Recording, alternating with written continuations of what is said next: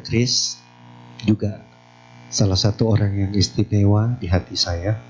Juga mendiang Guruji, yaitu saya panggil beliau Guruji, yaitu Romo Chen Chaoming. Romo Chen Chaoming juga saya tahu beliau aktif di Wihara Dhammasuka, sehingga kalau hari ini saya bisa berbagi dharma dengan Ibu Bapak, itu merupakan kebanggaan tersendiri. Hari ini saya membawa materi, coba kita berbagi. Ada Satparamita, yaitu 6 kebajikan, kesempurnaan kebajikan yang harus kita wujudkan, atau setidak-tidaknya umat Buddha bisa mempraktekkannya dalam kehidupan sehari-hari. Karena Satparamita, dengan kita mempraktekkan Satparamita, umat Buddha bisa menjadi mercusuar. Apa sih mercusuar itu? Menjadi kompas bagi umat yang lain, bagi saudara-saudara kita yang lain, bagi keluarga kita, dengan kita mempraktekkan Satparamita. Ada 6 paramita kesempurnaan kebajikan yang perlu kita latih, kita jalankan, kita praktekkan, yaitu Dana Paramita, Sila Paramita, Kanti Paramita, Wirya Paramita, Dhyana Paramita, dan Panya Paramita. Dan ini kita jadikan sebagai prinsip hidup kita. Yang pertama, Dana Paramita. Sebenarnya Dana Paramita ini kalau kita petel sendiri-sendiri, Dana Paramita ini bisa 1 jam sendiri kita ulas, ya. Tapi saya coba bawakan secara singkat supaya 6 parami kita selesaikan pada hari ini juga. Yang paling penting di dalam mempraktekkan Dana Paramita yaitu motivasi yang benar, ya. Bagaimana apa motivasi kita berdana? Yaitu kita ingin membantu. Itu salah satu dasarnya, kita ingin meringankan penderitaan pihak lain. Di sisi yang lain, kita ingin mengikis kemelekatan. Berdana merupakan praktek yang paling mudah untuk dilakukan. Kenapa? Dari semua parami, Dana Paramita adalah yang pertama, karena dianggap Dana Paramita ini tidak ada excuse bagi siapapun bahwa dia tidak bisa mempraktekkan paramita ini. Kalau seandainya ibu bapak atau saudara-saudari punya kesempatan untuk berdana, kira-kira cicinya ini mau berdana apa? Yang keras dong. Semangat 2025. Santai saja, kita interaktif ya, supaya artinya supaya nggak bosen juga gitu ya. Berdana apa? Kalau punya kesempatan, karena tidak ada excuse, tidak seorang pun yang tidak bisa mempraktekkan kebajikan berdana ini. Cici, apa yang mau didanakan? Anda sudah melakukan baru-baru saja. Apa itu?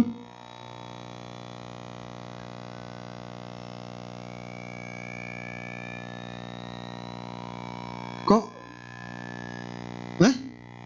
Senyum? Bagus. Ya. Tapi Anda kan masih muda. Ya. Masih punya tenaga kan? Ya. Punya penghasilan nggak? Kalau punya penghasilan ya kita berdana material. Kalau tidak punya kekuatan untuk memberikan materi, maka kita punya tenaga. Yuli culi, yu chen chu chen. Kan seperti itu. Filosofinya seperti itu. Katakanlah, iya tapi saya ini punya panti asuhan, bukan panti asuhan, kalau Pak Siwi punya panti asuhan ya, anak-anak yatim. Saya kebetulan di Surabaya itu punya panti jompo. Ada panti jompo pria, ada panti jompo wanita. Mereka mengatakan, ya enak aja Romo bisa bicara begitu, tapi kami Warga Wulan, warga usia lanjut, itu tidak punya penghasilan, tidak punya kekuatan lagi, makanya nggak dipakai katanya. Jadi bisa kasih apa? Bisa kasih apa? Yang senior nih, rambutnya sudah ada 2 warna. Ya? Ya. Katanya punya pengalaman, dia bisa berikan nasihat misalkan. Ya kan? Bisa kasih nasihat, bisa kasih semangat, bisa kasih pengharapan. Ya, tapi kan ini warga-warga Wulan ini selalu aja, ya, tapi kan saya enggak bisa ngomong, Romo. Nah, bagaimana tuh kalau ngomong juga nggak bisa? Tenaga enggak punya. Mohon maaf, materi juga tidak punya. Ngomong juga tidak gampang kan, semua orang bisa ngomong. Terus bisa kasih apa? Senyum, ya. Tadi bilang senyum, kasih senyuman. Ya. Ada pepatah Tionghoa yang mengatakan tangan yang sudah diangkat mau menampar wajah seseorang, tangan atau telapak tangan ini tidak tega menampar wajah yang sedang tersenyum. Jadi umat Buddha, come on, kita jangan terlalu kaku lah ya. Kita senyum gitu loh. Saya senang sekali tadi, terima kasih sudah dibawakan kidung Dharma Gita yang begitu indah ya. Jadikan suasana wihara kebaktian itu penuh dengan sukacita. Dan orang-orangnya juga dilingkupi dengan sukacita pula. Kita tersenyum, wajahnya bahagia begitu. Jangan jadi umat Buddha yang kaku. Aduh, saya zaman dulu tuh ya, umat Buddhanya kaku kayak sendok ketemu. Aduh, serius. Lihatnya itu cuma yang salah-salah. Oh ini salah, itu salah. Nggak begitu sekarang. Harus penuh dengan sukacita. Banyak kebaikan. Begitu banyak pekerjaan. Dan begitu banyak kesuksesan. Jangan kita berbicara tentang persoalan. Persoalan harus diselesaikan. Tapi ayo, begitu banyak karya-karya yang sudah kita perbuat. Kenapa itu tidak kita naikkan, tidak kita tonjolkan. Sehingga dalam kehidupan kita sehari-hari penuh dengan sukacita. Waduh, tidak punya tenaga, tidak punya penghasilan. Senyuman dia bilang begini, iya, kalau yang muda-muda begini, tersenyum bagus-bagus saja. Ini yang kembali lagi si Wulan ya, warga usia lanjut ini, dia ngomong, Romo, saya ini sudah tidak punya gigi, kulitnya pun keriput, begitu saya tersenyum, anak-anak nangis. Aduh, bagaimana nih? Terus dia bisa dana apa? Kalau sudah tidak bisa apa-apa lagi, ang cing ya, diem. Jangan terus orang bekerja kita cerometan, ngomel sana ngomel sini, nyalain ini nyalain itu. Ang cing kita danakan dengan diam. Saya ini penggiat interfaith, lintas iman di Jawa Timur. Jadi suatu hari teman-teman kiai saya atau saudara-saudara kiai saya pada saat Idul Adha, wah dia telepon, Pak Irwan, ini kan hari raya korban. Pak Irwan kira-kira bisa bantu apa? Apa bisa bantu sapi satu? Saya diam. Begitu. Oh, kalau tidak bisa sapi ya, tidak apa-apa. Kambing saja. Waduh, yai. Oh, masih berat. Satu kambing berat. Tidak apa-apa. Nanti Pak Irwan bantu. Yang sembeli itu bikinkan kopi, carikan kopi, apa kasih kopi. Saya juga diam. Ya mohon maaf yai, kali ini karena kami itu ada yang namanya sila, nanti yang berikutnya paramita yang berikutnya itu ada sila. Sila pertama itu menghindari yang namanya pembunuhan. Oh, terus ya, jadi saya juga tidak bisa ikut ambil peran di hari raya Idul Adha. Loh, jadi sampean tidak bisa bantu. Sampean bisa bantu apa kalau begitu? Dia ngomongnya gitu. Dia langsung, kedekatan kita sangat baik. Jadi sampean bisa bantu apa? Kali ini saya bantu diam. Loh, diam itu membantu. Loh, saya ngomong, daripada saya sudah tidak membantu sapi, tidak mengeluarkan kambing, tidak kasih keluar kopi, terus saya cerometan yang tidak. Kan dengan diam ini saya sudah membantu, Kiai. Oh iya, benar. Setuju dia. Jadi kita diam pun itu sudah membantu sebenarnya kalau kita tidak punya kemampuan yang lain. Oke? Tapi ada satu hal saya ingat. Sin Yin Fase pernah ditanya, suhu apa yang terindah di muka bumi ini? Suhu menjawab, Sin. Terus apa yang terburuk di muka bumi ini? Suhu juga menjawab, Sin. Hati yang terindah di muka bumi ini. Kalau senyum pun itu tidak bisa membahagiakan pihak lain, tidak bisa dipersembahkan sebagai dana kepada sesama, maka kita persembahkan hati yang baik, bukan hati yang kecut, bukan hati yang tawar, bukan hati yang pahit. Tapi bagaimana umat Buddha mempersembahkan hati yang ramah, hati yang hangat, sehingga umat Buddha ketika hadir di wihara yang sama-sama kita cintai ini, mereka merasa diterima. Mereka merasa berada di rumah sendiri. Kita persembahkan hati. Kita bisa persembahkan maaf. Kita belajar Buddha Dhamma berapa lama? Tapi kalau masih maaf juga tidak ada yang bisa kita persembahkan, kayaknya kita harus belajar kembali. Ya, ada 3 jenis dana materi, dana kehidupan, dan dana kebenaran. Dikatakan sabadanang dhamma danang jinati, pemberian kebenaran atau dhamma mengalahkan segenap pemberian lainnya.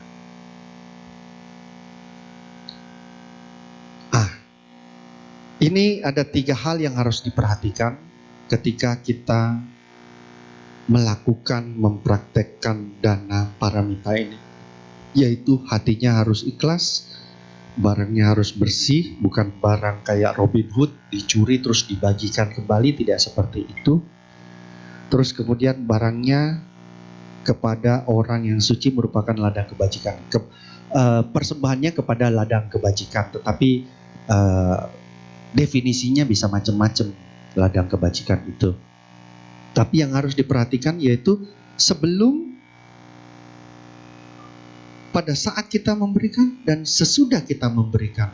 Yang paling penting di mana? Ada 3 step: sebelum, pada saat, dan sesudah kita memberikan atau mempraktekkan dana paramita. Yang paling penting yang mana? Tolong saya dibantu supaya tidak ngantuk dan saya tidak bicara sendirian di sini. Ada yang bisa bantu saya? Ada 3 tahap: sebelum memberikan, pada saat memberikan, dan sesudah kita memberikan. Yang mana yang paling penting? Pada saat kita diajak, Ibu, mari kita ada bakti sosial nih, Wihara Dhammasuka ada kegiatan. Aduh, masih repot nih.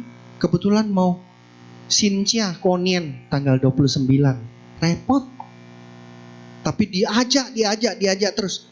Kemudian ibu ikut terlibat dalam bakti sosial yang diadakan oleh panitia Wihara Dhammasuka. setelah ibu ikut berpartisipasi dalam bakti sosial itu, hati ibu gembira. Dan setelah ibu bersentuhan dengan orang yang dibantu, ada karunia tersendiri dalam interaksi itu. Ibu begitu berbahagia. Awalnya jelek nih, tapi pada saat melaksanakan bahagia, positif. Sesudah melaksanakan positif. Ada lagi? Oke, saya langsung lompat saja supaya cepat. Waktu diajak, oh ya, ayo. Pada waktu melaksanakan, ibu juga sangat berbahagia. Tetapi setelah melaksanakan, ternyata ibu tidak pernah dianggap, bahkan diomelin, bahkan ibu barangkali dikata-katain. Hatinya bagaimana sebagai manusia? Kecewa. Sebelum positif, sesudah pada saat melaksanakan positif, tapi sesudah melaksanakan menjadi negatif.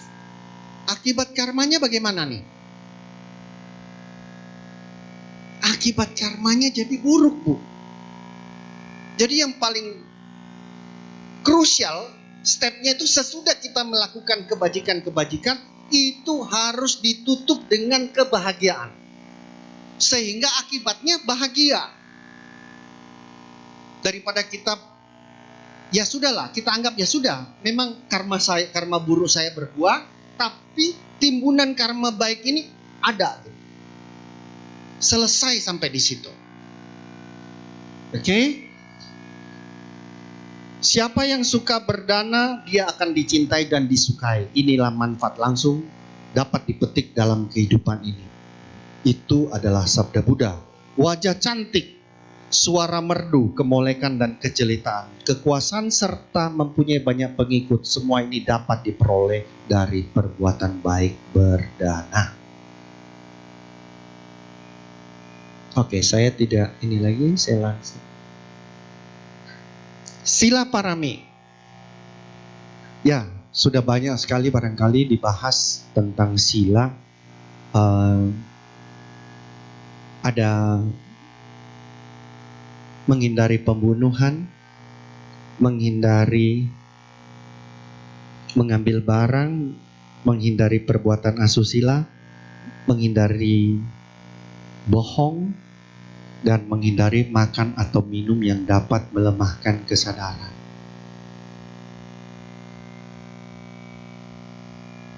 Ini sebenarnya ada banyak topik diskusi yang bisa kita bicarakan ketika kita berbicara tentang sila, dan saya tidak mau menceramai ibu bapak tentang sila karena ibu bapak barangkali lebih lihai tentang sila, karena bahkan bukan cuma sila, winaya pun sudah dikuasai betul. Tapi saya hanya ingin mengatakan ibu bapak, atau saya ingin mengingatkan ibu bapak, menghindari pembunuhan. Ada yang belum jelas tentang menghindari pembunuhan?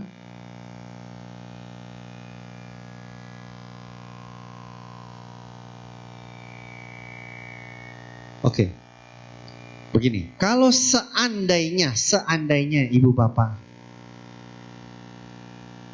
kalau ada sila yang harus kita langgar, kira-kira sila yang keberapa yang akan kita langgar? Iya dong, kita manusia biasa gitu kan ya.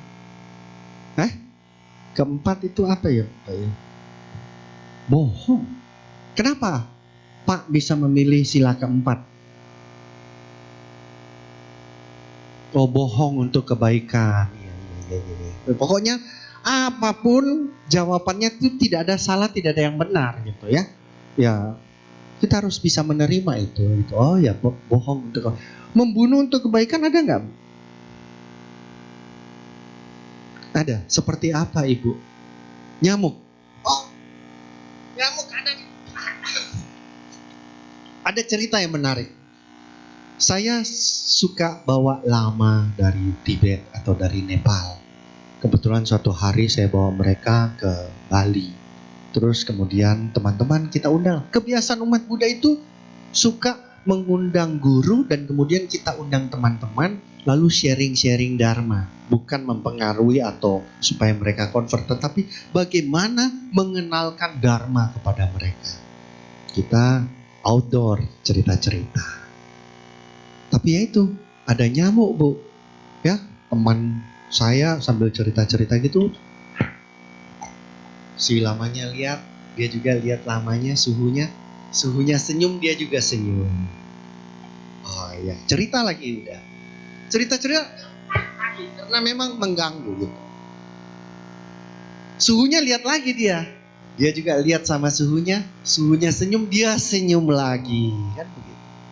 Ketiga kali dia pak begitu. Suhunya enggak tahan lagi, dia tanya, "Kenapa Anda membunuh nyamuk itu?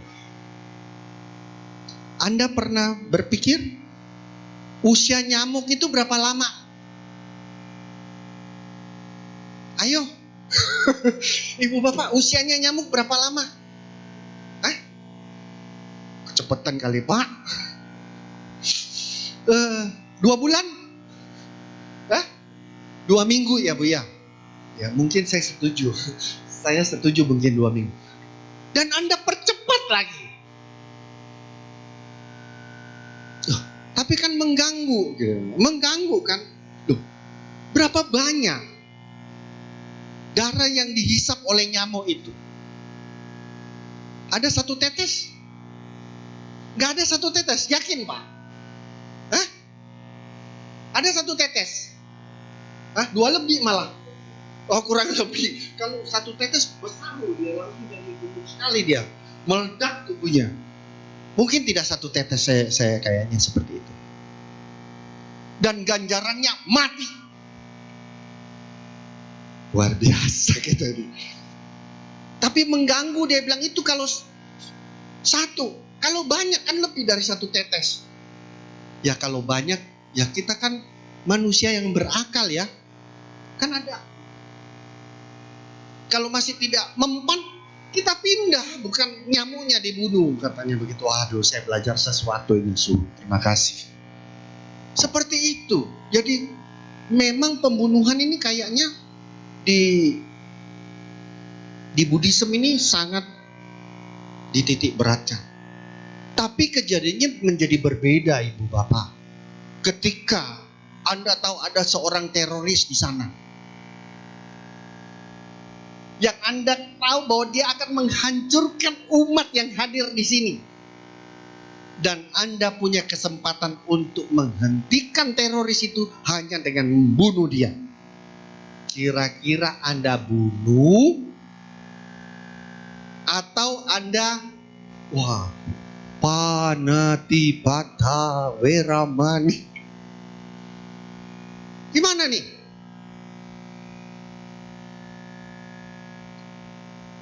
Bunuh atau panatipata?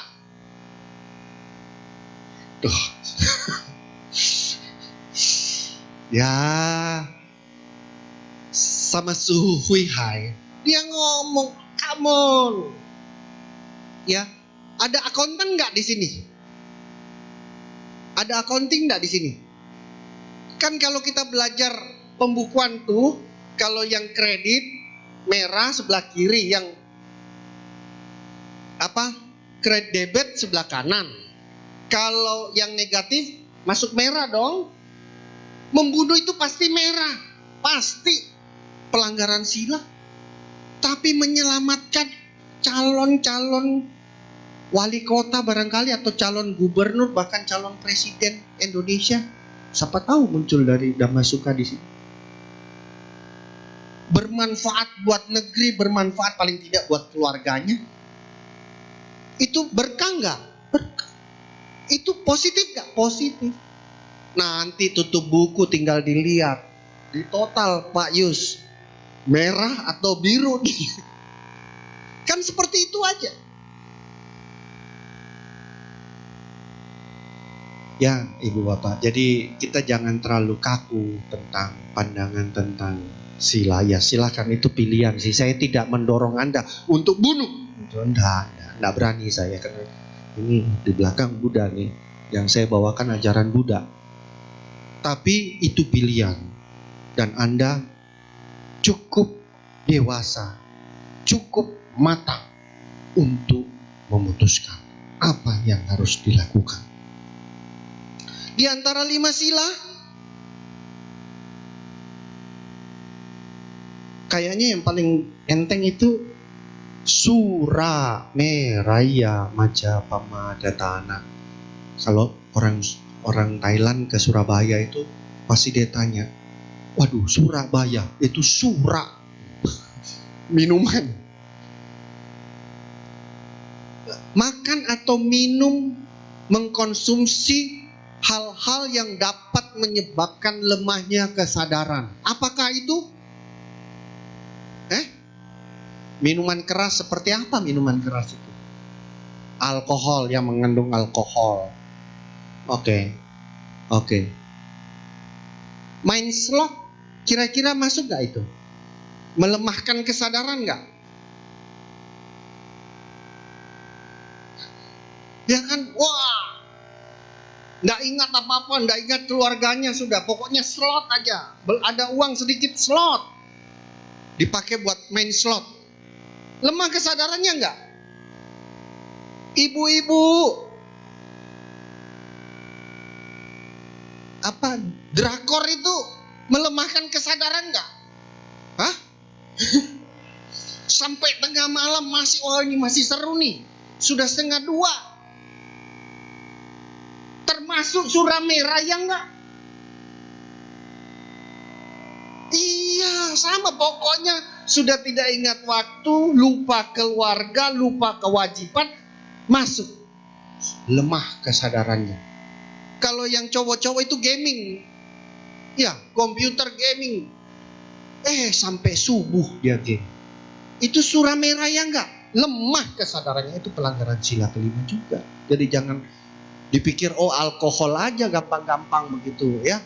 Tidak cuma alkohol, ayo. Drakor juga masuk gitu ya.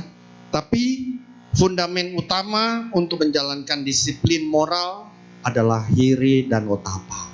Paling penting itu yaitu kita punya malu untuk berbuat jahat, malu untuk melanggar aturan kemoralan, dan juga takut akan akibatnya. Kalau kita sudah tidak punya malu dan tidak punya takut lagi dalam melakukan hal-hal yang negatif, ya siap-siap saja, tinggal terjun bebas itu. Dan endingnya bagaimana? Wallahu alam. Ya. Ini gambarnya nih, kira-kira ada yang menjelaskan, bisa menjelaskan kepada saya nggak? Artinya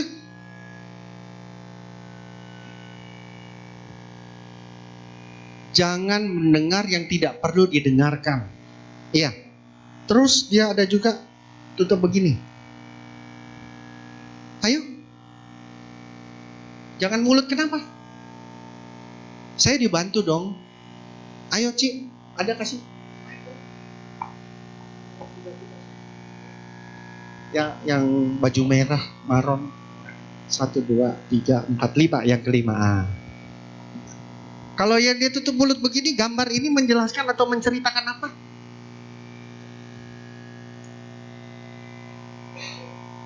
Jangan berucap hal-hal yang tidak perlu, kan begitu ya. Ya itu juga tidak perlu kan kategorinya ya. Jangan berucap hal-hal yang tidak perlu. Dia ada lagi yang begini. Artinya gambar ini menceritakan apa? Menjelaskan apa?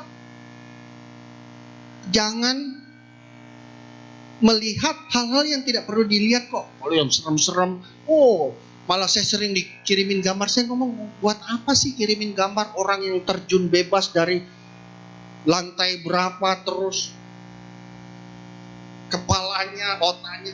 Saya pikir ini buat apa juga dilihat yang hal seperti ini gitu kan. Itu menjadi gambaran batin. Nanti ketika saya tutup mata itu menjadi gambaran yang tidak bagus juga buat saya. Buat pribadi saya juga tidak bagus begitu. Jadi saya menghindari melihat apa yang tidak perlu saya lihat juga. Ada satu lagi nih sebenarnya yang di tengah. Dia tutup begini, artinya apa? Ya, ibu bapak interpretasikan sendiri. Oke?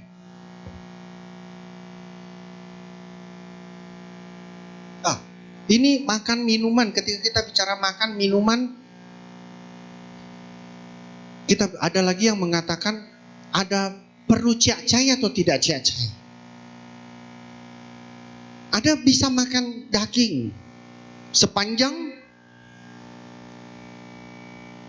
apa nih? Makan daging, ikan atau apapun, ayam atau apapun sepanjang. Ayo dong. Sorry. Ya, katanya bukan sebatas biku bisa makan daging misalkan, asalkan tidak, ya kalau membunuh apalagi dah. Ini dia tidak melihat makhluk itu disembelih. Kita tidak melihat makhluk itu disembelih. Kita tidak mendengar ketika makhluk itu disembelih. Misalkan dia meraung-raung ketika disembelih. Tidak melihat, tidak mendengar. Tidak mencurigai. Oh, karena saya ini tiba-tiba berkunjung ke rumah Pak Yusianto.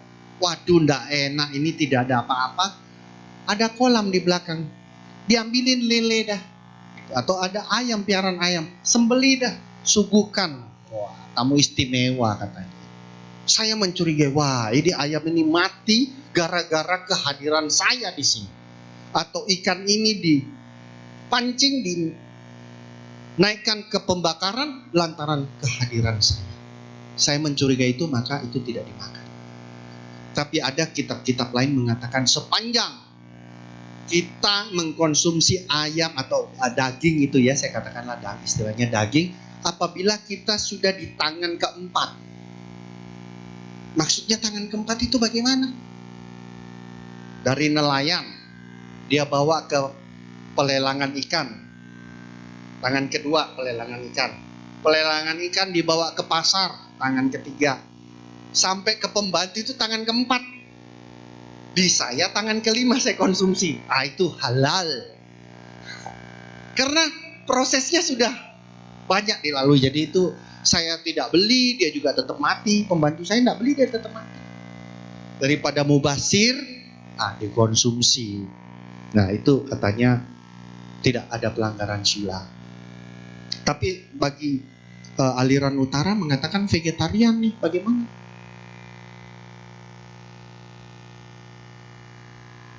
Ada yang menarik. Ada yang menarik untuk saya sharingkan di sini. Saya pernah bertanya, kenapa sih orang vegetarian itu ada yang bilang tidak bisa makan bawang? Iya kan? Oh tidak bisa makan bawang. Kenapa tidak bisa makan bawang? Oh katanya kalau orang yang vegetarian, apalagi kalau rohaniawan dia makan bawang, nanti ada libido. Ya. Tapi orang yang makan bawang, vegetarian makan bawang, nggak nyosor itu. Masih bisa dia kendalikan dirinya. Oh, ada alasan kesehatan. Karena kita tidak makan daging, maka enzim bawang itu menghantam tubuh kita, kesehatan. Nyatanya orang yang vegetarian juga sehat-sehat aja kalau dia makan bawang. Tidak bilang langsung dia pencernaannya rusak atau apa. Dan apa kaitannya dengan spiritual?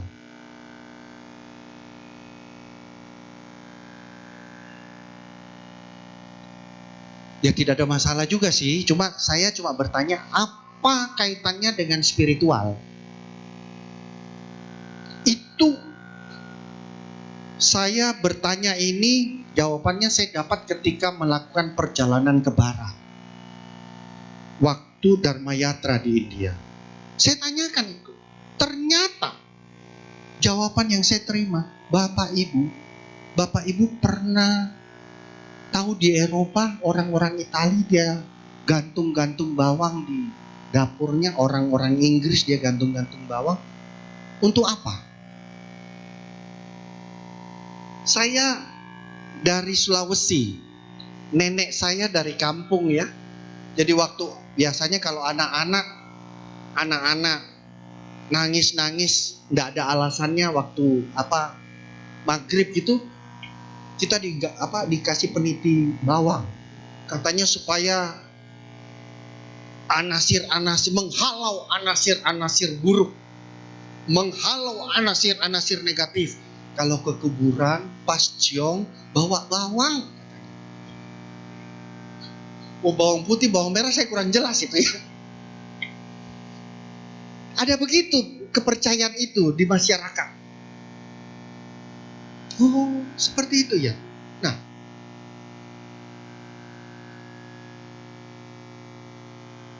para rohaniawan aliran utara, mereka punya kebiasaan membaca Suranggama Sutra. Saya bersentuhan dengan namanya ajaran Mahayana itu lewat Suranggama Sutra. Pada awalnya saya baca, loh kok sutra ini kok bagus sekali gitu.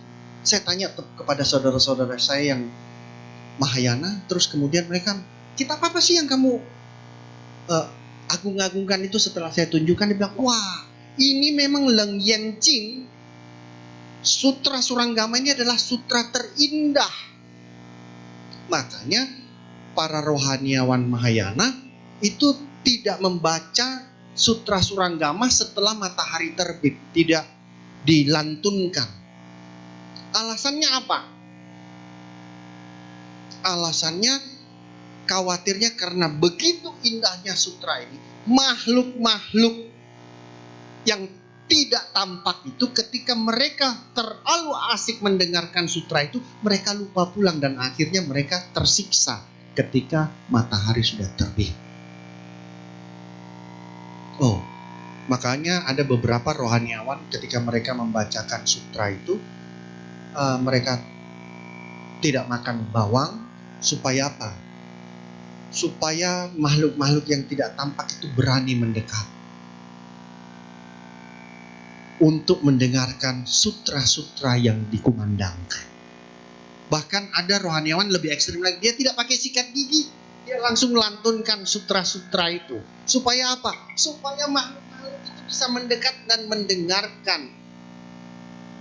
sutta yang pernah diujarkan oleh Sakyamuni Buddha. Oke? Kira-kira itulah alasannya, dan saya lihat oh iya, ada kaitannya sih antara bawang dengan spiritual jadinya, karena alasan itu. Oke. Kita loncat ke kesabaran. Nah, ada yang pinter karakter Mandarin nggak di sini? Pasti tahu lah, ngerti lah tulisan Mandarin ya. Itu katanya di bawah itu adalah hati, sin. Tapi di atas itu adalah pisau. Dan ketika ada orang yang menunjukkan pisau di kita, tapi hati kita tidak goyah misalkan, itu namanya kesabaran. Kira-kira filosofinya seperti itu. Ketahanan dan ketenangan batin terhadap tekanan penderitaan fisik dan mental, tidak mudah menjadi marah. Hui Hai Fase mendiang juga, dan beliau pernah berceramah di sini juga. Suatu hari dia berceramah, dia mengatakan ada seorang murid, setelah dia berlatih, dia turun gunung, dia menemui suhunya. Suhu, saya sudah berhasil. Izinkan saya untuk keluar membabarkan dharma. Praktek apa yang sudah kamu jalankan? Dia mengatakan, saya tidak akan goyah meskipun dihantam badai dari 8 penjuru. Saya tidak akan goyah. Saya sudah mencapai tingkat itu. Ketika suhunya mendengar itu, suhunya ngomong, Fambi, Muridnya ngomong, loh bagaimana suhu ini? Saya mengatakan saya sudah sukses, berhasil. Kenapa kok malah dimaki kentut? Dia bertanya kepada suhu. Suhunya, kalau Anda sebagai suhu, murid ini bisa dilepas ke masyarakat atau dia harus berlatih lagi?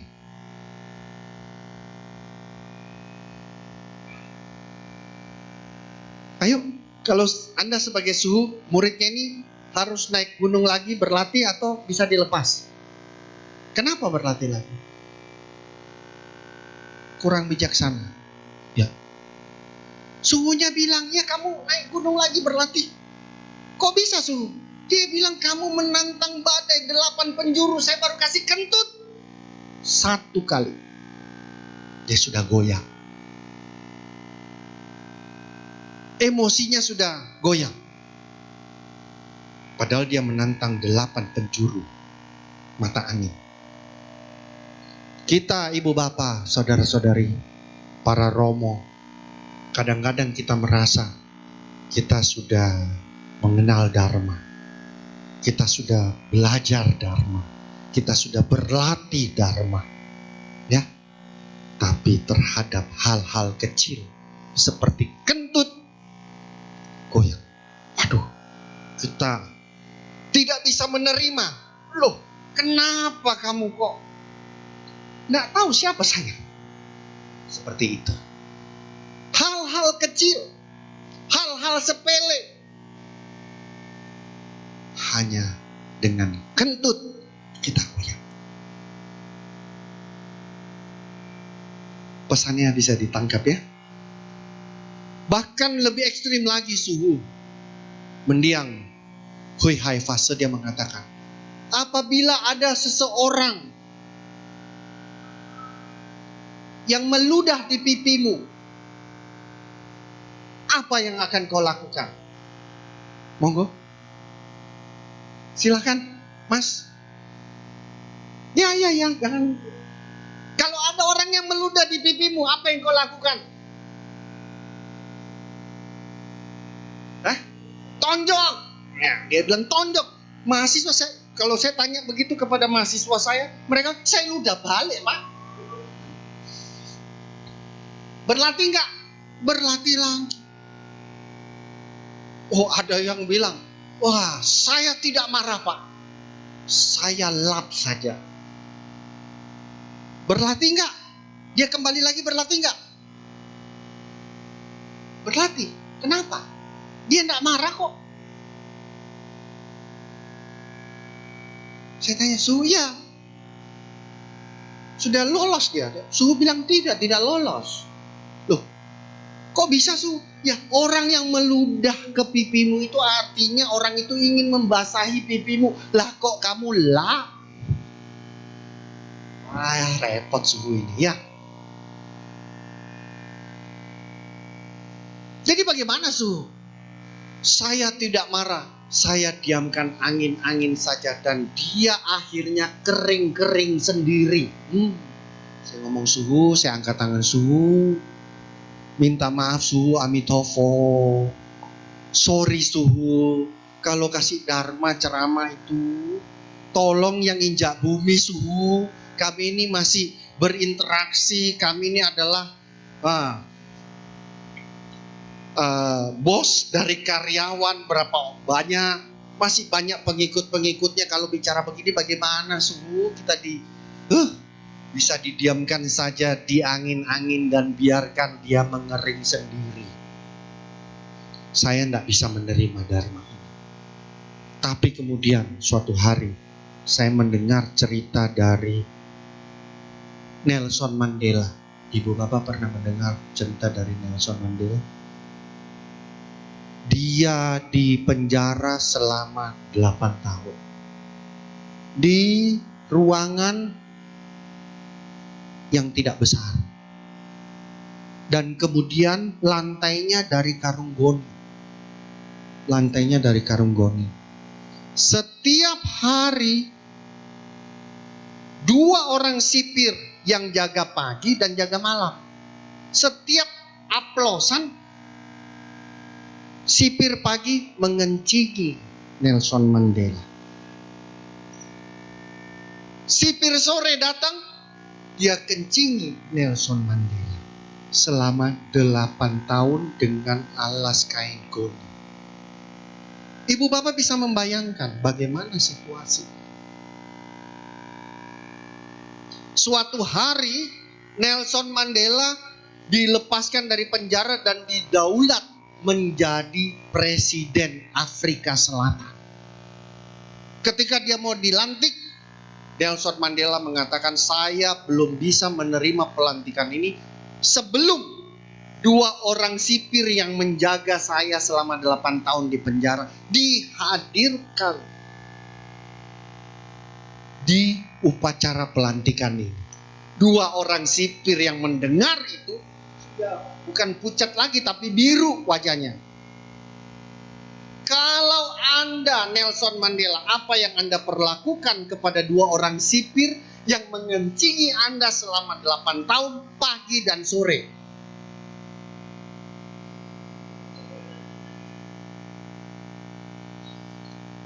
Ya itu masih masih manusiawi. Saya tanya kepada seorang mahasiswi, dia katakan, saya gunting-gunting pak. Apanya mau digunting? Bayangkan. Tapi ketika Nelson Mandela dihadirkan 2 orang itu, Nelson Mandela mengatakan apa? Saya tidak akan menerima jabatan presiden ini apabila 2 orang ini tidak mau menjadi penasehat pribadi saya. Pengawal di samping Nelson Mandela mengatakan, Mr. Presiden, kalau Anda tidak tega biar saya yang tembak mereka berdua. Mungkin maksudnya barangkali Nelson Mandela ya piawian ya sandiwara mengatakan itu, si pengawal pribadinya yang nggak tahan, saya tembak aja, saya yang tembak Mr. Presiden. Dia bilang enggak, saya tulus. Dan 2 orang itu betul-betul setelah mereka menerima sanggup untuk menjadi penasihat pribadinya, Nelson Mandela jadi presiden. Luar biasa kan? Ini bukan cuma diludahin pipinya, Pak. Tubuhnya dikencingi. Ada orang seperti itu. Ya, kita mungkin belum, tetapi kesabaran sampai ke level ini. Suhu baru mengatakan diludahin pipinya. Nelson Mandela dikencingi. Jadi ini bukan ajaran yang diawang-awang sebenarnya. Ada, bisa dipraktekkan bagi orang-orang tertentu. Oke? Selesai sudah. Kanti parami. Sekarang sebab saya punya waktu tidak banyak. Semangat. Semangat yang harus kita teladani yaitu semangat seperti Siddhartha. Sebelum dia menjadi Buddha, dia memutuskan duduk di bawah pohon Bodhi. Beliau mengatakan, biar hanya kulit, otot, dan tulangku yang tersisa. Biarlah darah dan daging di tubuhku mengering. Aku tetap tidak akan mengendurkan semangat sampai aku berhasil mencapai apapun yang dapat dimenangkan oleh kekuatan manusia, semangat manusia, dan usaha manusia. Dan apa yang terjadi? Dengan tekadnya yang begitu kuat, dengan semangatnya yang luar biasa, akhirnya setelah beliau bermeditasi di bawah pohon Bodhi, beliau mencapai Samyak Sambuddha. Ya, jadi dalam semangat ini saya juga punya kisah. Ada 3 kodok yang melompat-lompat. Secara tidak sengaja mereka kecemplung dalam satu loyang susu. Begitu mereka kecemplung di loyang susu, yang satu langsung ngomong, saya menamakan dia kodok ketiga, aduh mati kita, habislah kita, tamatlah riwayat kita ini. Temannya yang 2, jangan putus asa, ayo kita coba, kita lompat lagi. Yang satu, yang ketiga ini bilang, sudahlah, percuma, kita usaha bagaimanapun kita akan mati, kita akan selesai di sini, inilah kuburan kita. Dan apa yang terjadi? Kodok ketiga ini benar, dia yang pertama mati. Yang kedua, dia berusaha, tapi dia bilang, kayaknya usaha kita tidak akan sukses nih. Yang teman yang pertama, jangan patah semangat, kita usaha lagi, kita coba lagi. Mereka lompat, jatuh. Yang kedua, karena memang dia tidak yakin, dan dia juga selesai. Yang ketiga ini, walaupun sudah susah payah, sudah tenaganya hampir habis, tapi dia tetap berusaha, bergerak terus. Dan terakhir, dia menginjak sesuatu yang padat, dan dia berhasil lompat keluar dari loyang itu. Apa yang padat itu? Yang padat itu apa? Yang jadi pijakannya?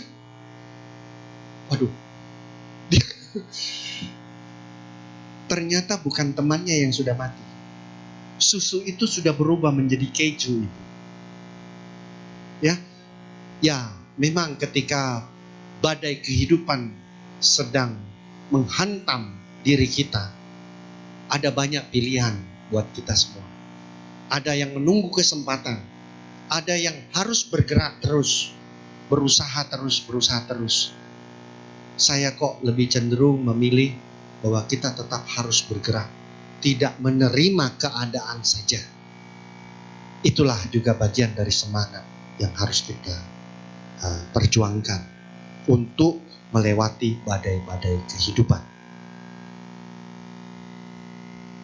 Semakin banyak kita menghadapi problema dan rintangan hidup, janganlah kita artikan beban permasalahan kita berat.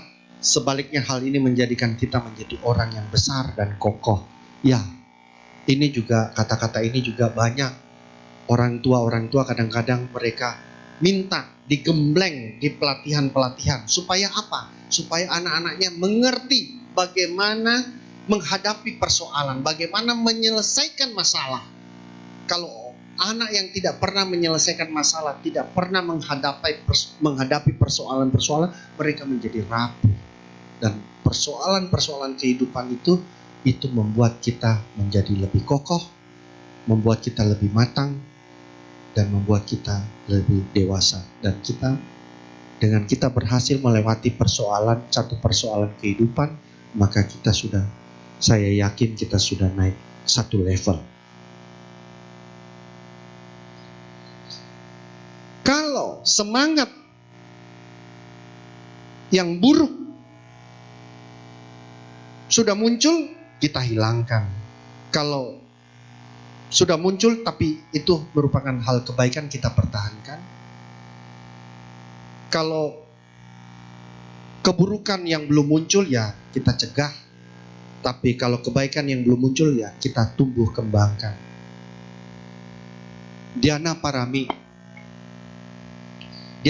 ini adalah bawana, berarti pengembangan batin dalam melaksanakan atau pembersihannya. Istilah lain yang arti dan pemakaiannya hampir sama dengan bawana adalah samadhi.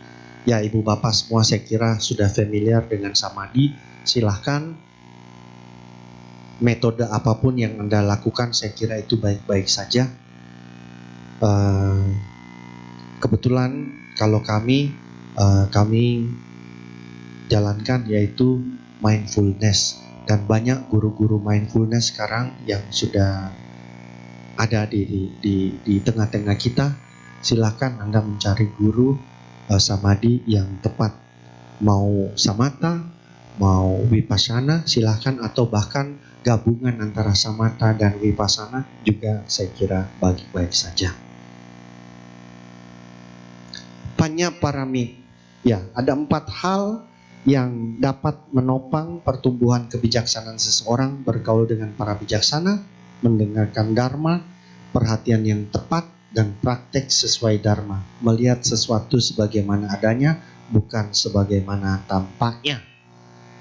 8 hal yang membuat matang kebijaksanaan seseorang: berlalunya waktu, bertumbuhnya reputasi, dan sering bertanya. Tapi jangan terlalu banyak bertanya juga, tidak bagus ya.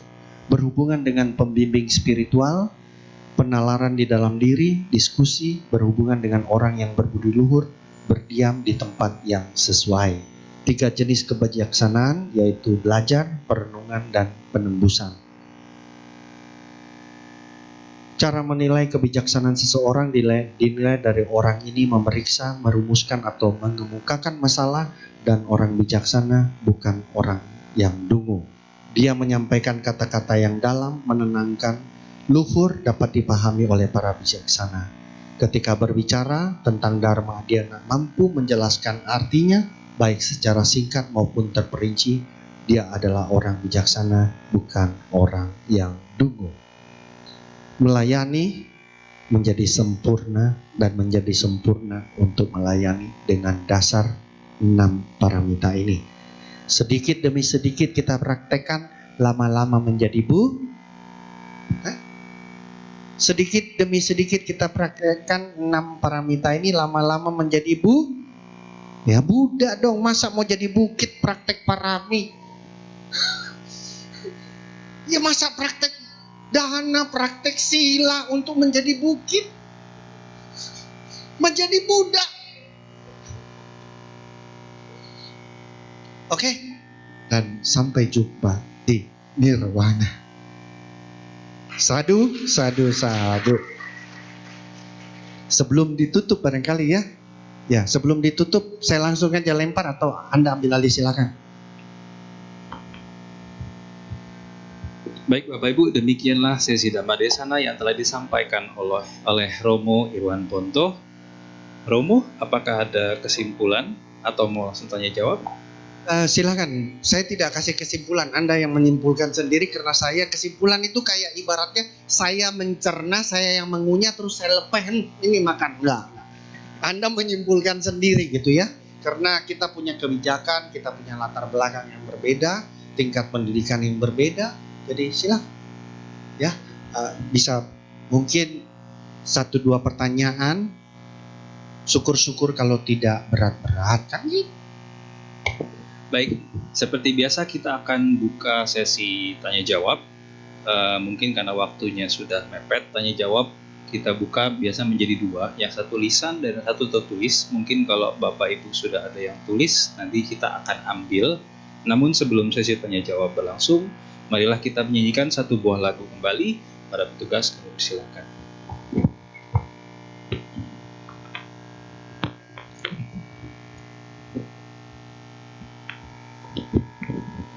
Mari teman-teman sebrama, kita buka lagi buku tuntunan kebaktian. Kita buka pada halaman 47. Kita nyanyikan lagu bersama-sama Umani Patmibung.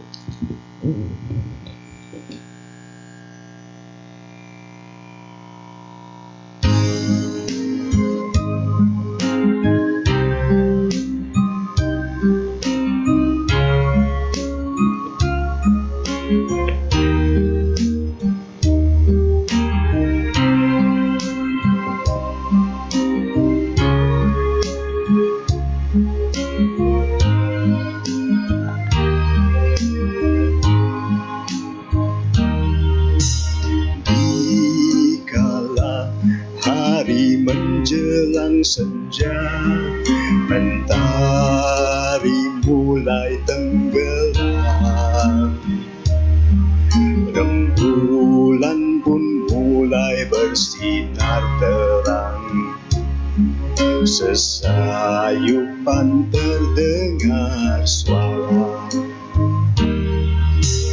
mengalunkan desiran nada-nada berdendang sukacita bagi batinan suci kan menjadi damai, tenangkan hati manusia, tenangkan perbuatan, tenangkan ucapan pikiran, tenang, pancarkan kasih sayangmu pada semua makhluk hidup. Kembangkanlah karuna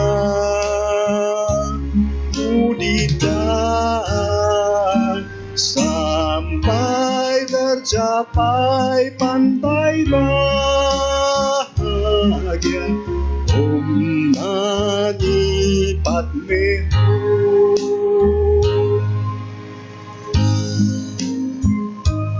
Kita akan mulai menyanyikan lagi pada paragraf kedua, mengalunkan desiran nada-nada.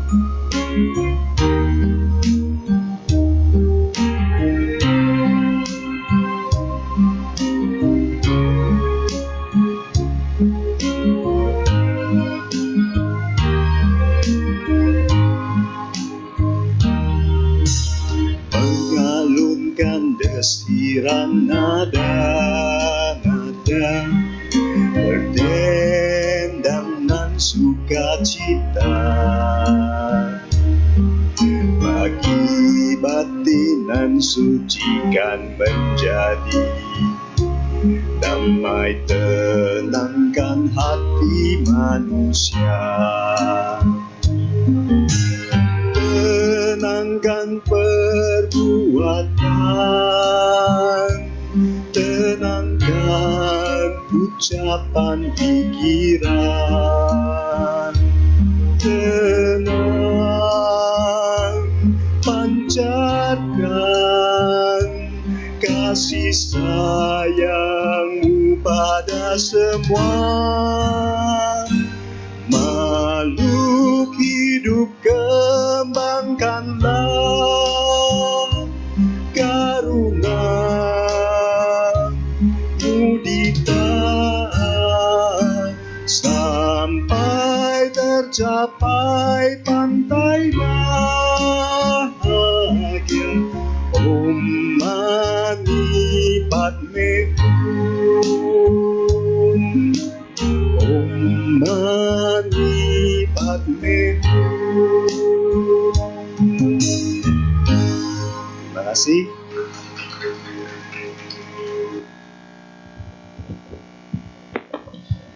Bapak Ibu, kini tiba saatnya kita masuk ke sesi tanya jawab. Untuk yang pertama kali, apakah Bapak Ibu ada yang oke? Silakan Pak, langsung tercepat.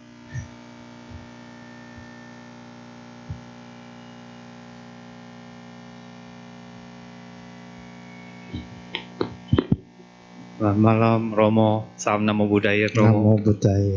Ini saya mau tanya tentang sila ya Romo ya.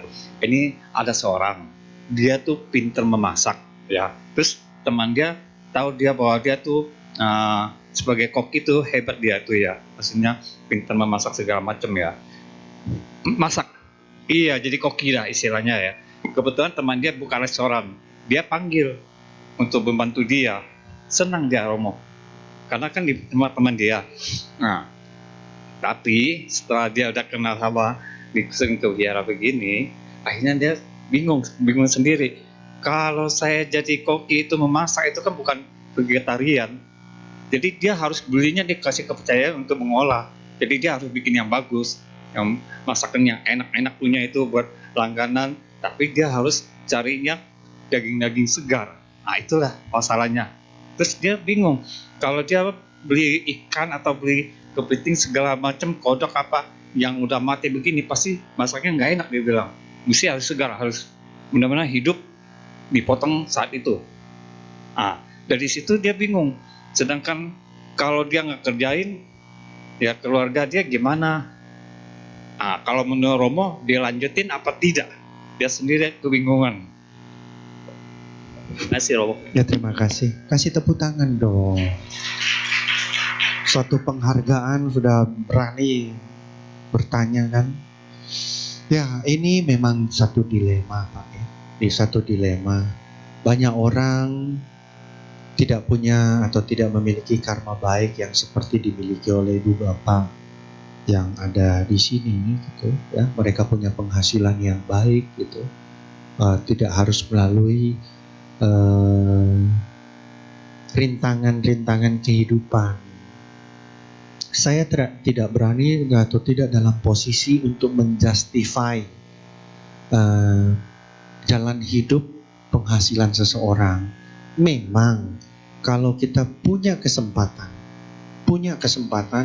kita hindari yang namanya penghasilan melalui penganiayaan. Itu ajaran Dharma itu. Kita sebisa-bisanya menghindari penghasilan dari penganiayaan makhluk gitu. Tapi kan tidak semua orang seberuntung atau seideal itu gitu jalan hidupnya. Ya, kalau dia tidak punya pilihan lain bagaimana?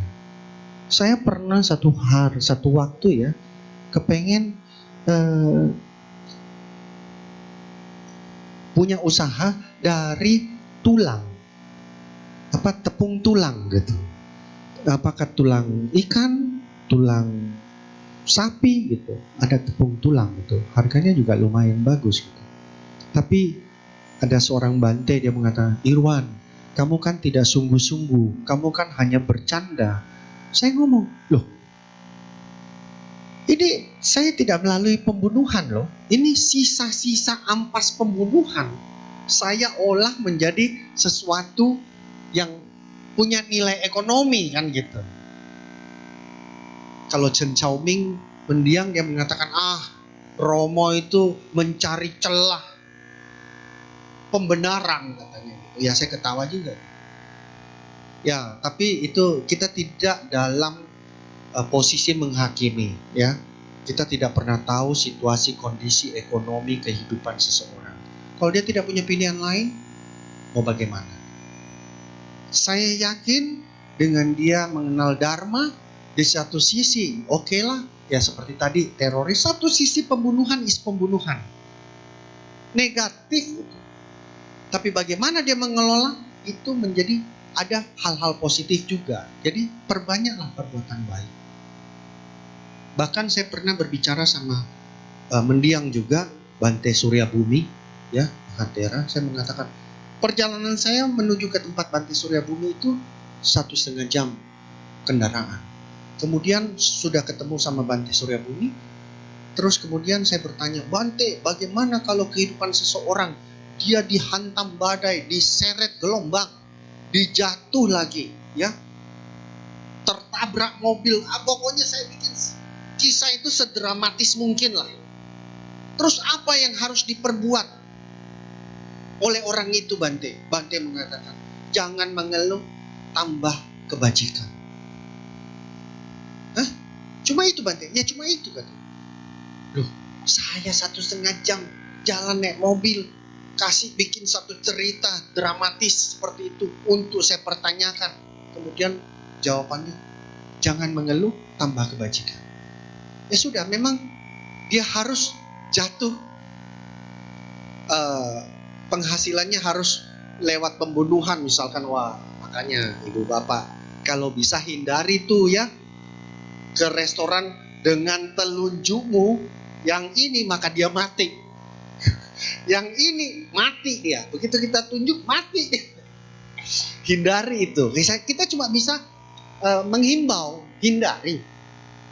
Tapi kalau ibu bapak merasa saya punya kekuatan karma positif yang lebih besar gitu kan, ya silakan saja gitu. Oh, saya ini dengan telunjuk saya ini ada makhluk yang mati dan efek karma negatifnya tidak mempengaruhi kehidupan saya. Wah, silakan saja gitu. Ya, saya cuma bisa menyampaikan bahwa ya di satu sisi dia sadar bahwa dia ada penganiayaan makhluk, pelanggaran sila, ya perbanyak perbuatan baik, banyak berdana, berlatih sila lagi. Ya kalau memang sila 1 tidak bisa, sila 2 coba dia ini kan. Mungkin dia banyak membantu. Di satu sisi ya karena tuntutan pekerjaan dia harus membunuh, di sisi yang lain dia function kan begitu. Ya mungkin ya. Atau waktu dia menyembelih, Amitofo, bukan saya punya mau ini tapi tuntutan hidup kan gitu. Mungkin karmanya lebih ringan lah kalau Amitofo. Nah, namo Amitofo ye tota jatoye. Baca Wang Senjo. Ya. Baik Romo, untuk pertanyaan berikutnya saya langsung ke pertanyaan yang tertulis. Romo izin saya bacakan ya. Silakan. Bagaimana tips menjadi sang Buddha? Karena kita hidup di zaman modern, banyak godaan duniawi.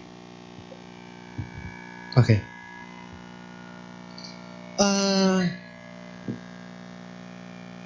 Ada istilahnya untuk menjadi Buddha itu ada rumusannya 3S. Ada yang tahu 3S rumusannya itu apa? Berlatih untuk sadar setiap saat. Sadar setiap saat. Buddha kalau saya terjemahkan yang sadar setiap saat. Kita ini kadang-kadang sadar, kadang-kadang tidak sadar. Ya. Sadarnya kadang-kadang. Ya, kita masih berlatih. Makanya berlatihlah hidup sadar. Wong yang berlatih saja susah. Masih jatuh bangun. Apalagi yang tidak berlatih. Banyak metode berlatih hidup sadar. Ibu bapak, tubuh ini milik siapa sih? Tubuh ini loh, tubuh Anda itu milik siapa? Hah? Enggak, saya tanya. Enggak usah mikir yang aneh-aneh. Tubuh ini milik siapa? Milik kita. Kita punya otonom terhadap tubuh ini. Ya. Anda yakin? Kesadaran Anda, kan ini, tubuh ini kan kesadaran ya. Kesadaran ini punya otonom terhadap tubuh ini enggak? Atau tubuh ini dikuasai oleh perasaan. Ketika perasaan saya lagi baik, semuanya merah. Tapi ketika perasaan saya lagi suntuk, semuanya hitam. Kalau pikiran saya lagi enak, semuanya jadi hijau. Tapi kalau pikiran saya lagi ruwet, semuanya rusak. Nah, tubuh ini milik kesadaran kita atau milik perasaan kita? Atau milik pikiran kita?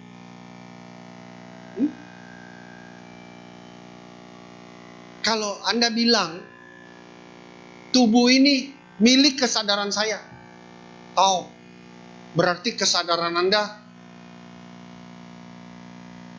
di atas. Oh, saya sadar betul. Oh, kalau ada orang yang menepok saya, oh sadar. Ada nyamuk tadi, oh sadar. Sadar. Nggak refleks begini. Kalau refleks begini masuk pelanggaran sila nggak? Pelanggaran sila nggak? Refleks kok. Nggak ada keinginan loh di situ. Begitu ada kata plak, nggak dipikir. Refleks. Ya masuknya itu kecerobohan, tidak hati-hati. Pelanggaran sila. Jadi kalau kita yang berlatih hidup sadar, kita tahu begitu perasaan kita tidak senang, kita bisa mengontrol, kita sadar. Tapi masalahnya kan perasaan dan pikiran kita mengambil alih kesadaran kita. Bapak kalau makan biasanya dengan sadar atau tidak? Hah? Maksudnya tidak pingsan begitu, saya sadar saya makan gitu.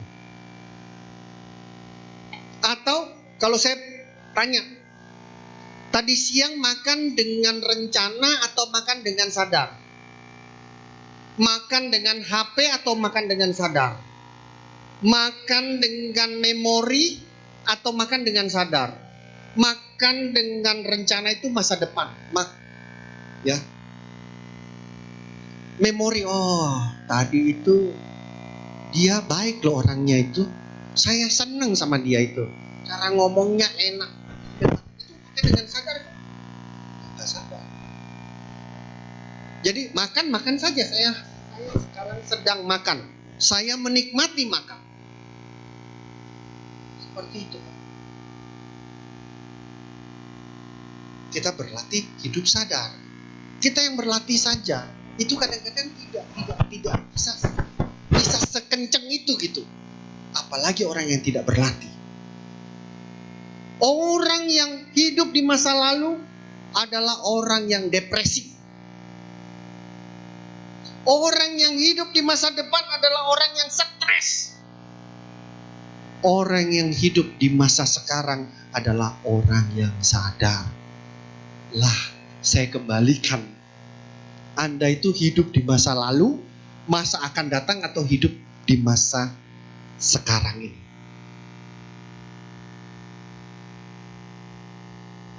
Sampai di mana praktek Anda? Saya kembalikan pertanyaan. Pokoknya terjemahannya Buddha itu yang sadar setiap saat. Lah, sadar Anda itu sampai seberapa kental kan gitu. Itu perlu latihan. Saya rindu sebenarnya masuk retreat. Wah, sadar mulai dari bangun pagi, terus kita duduk, kita sadari kita duduk. Nafas saya bernafas. Terus kemudian kita jalan, kita sadari berjalan. Hanya jalan. Tidak ada masa lalu, tidak ada masa yang akan datang. Yang penting kita berbuat baik sekarang, itu akan menentukan masa depan. Jadi kita tidak perlu terlalu mengkhawatirkan juga. Kalau semua apa yang kita rencanakan dan itu bisa terjadi sesuai rencana Anda, maka Anda luar biasa top. Pada kenyataannya apa yang kita rencanakan semuanya. Makanya ada bahasa katanya, manusia boleh merencanakan, tapi yang menentukan, kalau saya bilang yang atas salah. Yang menentukan karma Anda. Oke, saya kira menjawab ya. Terima kasih Romo atas jawaban dan pencerahan pada sesi Dhamma Desana dan tanya jawab. Dengan demikian selesailah sesi tanya jawab pada hari ini. Kami